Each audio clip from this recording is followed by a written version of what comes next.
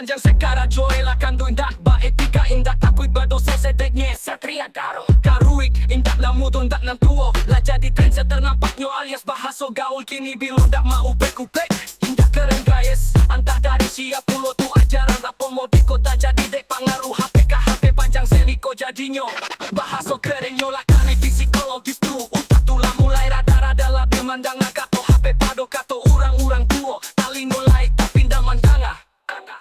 Pirolah tagak badan HP tulah mangicek surat tu isinya soal betul atau pelajaran dah baju iko isinya caruik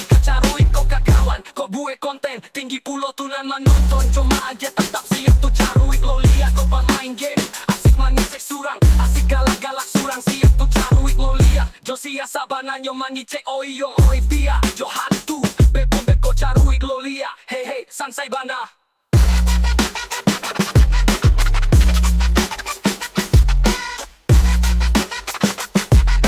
Kani yang tunan batando samo huruf P bacoret Batiru-tiru pulo udah jal tunan batando Jokap ya di kani yang balai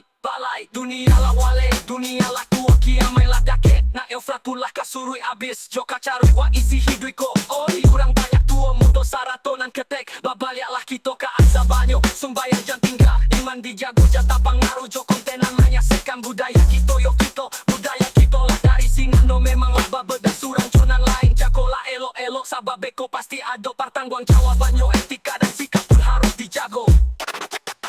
Pirolah tagak badan HP tulah mangicek surat kok isinya soal betul atau pelajaran dah baju iko isinya caruik